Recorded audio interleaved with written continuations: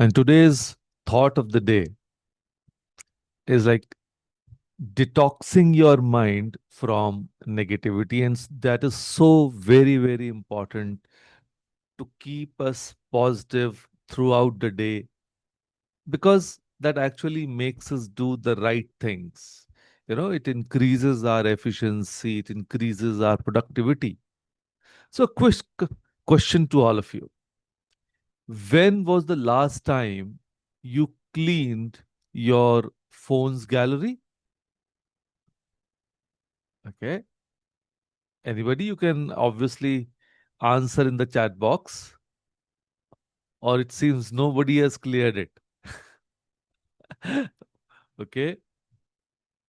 And now, if I may ask you with a slight twist, when was the last time you cleaned your mind's gallery? Trying to do that? Or it's that junk is still there? Yeah? Mind full of garbage. Okay, I thought so. But we are so obsessed with decluttering our homes, organizing our wardrobes, cleaning our phones, but we let our minds become like that one WhatsApp group that never stops pinging with drama, complaints, and negativity. And today, I'm going to teach you that ultimate life hack: how to marry condo your mind and keep only the thoughts that spark joy, right? And that's so, so very important. Let's be honest about our Indian reality. We wake up, immediately check our phones, and boom, we are hit with election drama, celebrity scandals, family WhatsApp forwards about everything that's wrong with the world, and that one relative who shares good morning messages with more skulls than a horror movie. And by 8 a.m., we've already consumed more mental junk that we should in a week. And it's like having breakfast with toxic people every single day.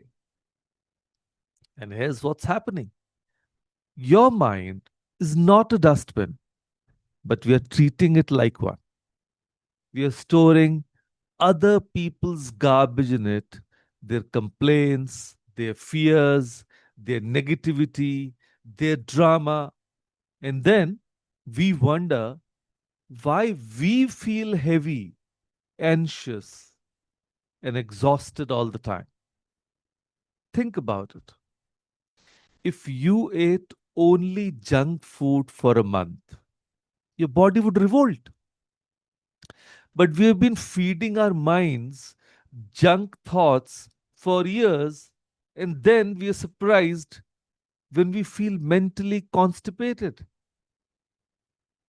Your mind absorbs what you consume. Feed it news that make you angry, social media that makes you feel inadequate, gossip that makes you judgmental, and guess what? You become a walking, talking version of everything you hate. Yeah. See, nowadays, even if, we go to watch the news channels, and, there's all kind of negative news there. And when we consume that content regularly, we feel as if the whole world is like, nothing is going right. And we feel as if what will happen? The world is doomed. Our life is doomed. And when we stop that content entering, oh, world is a happy place. So we must understand what we have to consume and what not, right? And in India, we are masters of mental hoarding. We hold grudges from childhood, replay conversations from 10 years ago, and worry about things that haven't happened yet. We are like that auntie who keeps old newspapers just in case, except we are keeping old grudges, old hurts, and old fears. I know a college student in Pune who told me, Sir, I still get angry thinking about what my class teacher said to me in seventh grade. And that's like keeping spoiled food in your refrigerator for 7 years and wondering why everything else is getting contaminated. And we have this beautiful concept in Sanskrit, Chitta Shuddhi, that is purification of the mind. Our ancestors knew that just like we bathe our bodies daily, we need to cleanse our mind regularly. But somewhere between managing careers, managing families, we forgot this ancient wisdom. Let me tell you about a working mother in Bengaluru. She was constantly stressed, always complaining about her job, her in laws, the traffic, the government. Now, she was like a human news channel broadcasting negativity 24 by 7. And then one day, she started a mental detox routine. And within a month, her family noticed she was happier, her work improved, and even her relationship with her in laws got better. And why? Because she stopped being a storage unit for other people's problems. And now let's get practical. Mental detox isn't about becoming a monk or escaping to the Himalayas. Now, it's about becoming selective about what you allow into your mental space. So, let me share those steps. So, step number one, digital detox challenge. Yes, nowadays it's becoming like the most important, not only for us, but for our kids as well. So, for the next 21 days, no negative media before 10 a.m. I call it the mental breakfast rule. You wouldn't eat garbage for breakfast. So why feed your mind garbage first thing in the morning? So instead of scrolling through bad news, start your day with something positive, music, gratitude, or even just looking at the sky. And I feel all of you coming to the sessions actually solves that problem, right? We are all of us together are starting our day on a positive note. And I'm sure your mind does thank you after the session. Then, step number two, the energy audit. Every evening, ask yourself these two questions. What thoughts need to be clear today? I repeat, question number one. What thoughts need to be clear today? And number two, who or what drains my energy and how can I create space? And write them down in a journal. Think of it as a mental inventory. You're not judging, just observing. Some days you'll realize you spent 2 hours thinking about something that doesn't even matter. Many times we are just even forwarding messages to our friends and even arguing on that. And on a hindsight, we see, why am I doing this? You don't need this, right? So it happens many a times. Then, step number three, replace junk thoughts with constructive questions. So instead of saying, why does this always happen to me? Try, what can I learn from this?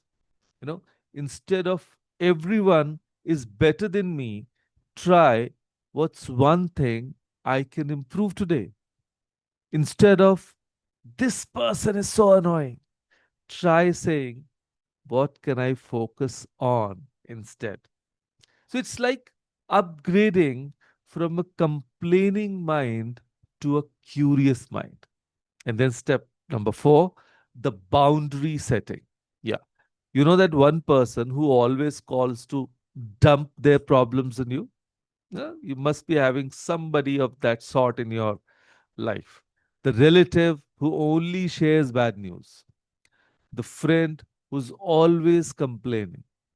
You know, a friend of mine used to say, यार आज मैं ना पता है क्या सोच रहा हूँ. And the moment the person used to say this, I was like terrified. भैया आज कुछ फिर इसने गलत सोच लिया. तो this happens. So it's time to set boundaries. You can be supportive without being an emotional dustbin. And I'm not saying about becoming heartless. I'm just saying become selective. Choose kindness over drama, solution over complaints, growth over gossip. Many a times when people come to us, and obviously, let's assume they are having some complaint or some problem in their life, but they are constantly talking about the complaint only instead of focusing on the solutions. So many a times we need to tell them, ठीक है भाई, complaint पता चल गई, problem है, समझ आ गया, but let's discuss the solution instead, right? So our scriptures have a beautiful saying, yad bhavam tad bhavati. Yani, as you think, so you become. So if you constantly think negative thoughts, you become a negative person. So if you focus on problems, you become a problem magnet. But here's the flip side. If you focus on possibilities, you become a possibility magnet. And if you think solutions, you become a solution finder. So this isn't just positive thinking. This is actually strategic thinking. You're choosing what deserves space in your mental real estate and evicting everything that doesn't serve you. So, friends, remember this: your mind is your most precious real estate. Every thought you entertain is either a tenant that pays rent in peace and joy, or a squatter that steals your happiness. You have the power to choose your mental tenants. You have the right to evict toxic thoughts, and you have the authority to create a mind that feels like home, not like a battlefield. So here's your mission: the next 7 days, practice the mental breakfast rule. No negative news before 10 a.m. Start each day with something that nourishes your mind instead of poisoning it. Notice how your energy changes, how your reactions change, and how your entire perspective shifts. And because at the end of the day, a clean mind is not a luxury, it's a necessity. And you, my friend, deserve a mind that feels like a sanctuary, not a storage unit for other people's problems. So let's make a pact right now. Your mind is not a dustbin. Treat it like the palace it was meant to be. So start today. Your peaceful future self is waiting. And with that thought, thank you. Thank you, everyone, for joining us today. Thank you.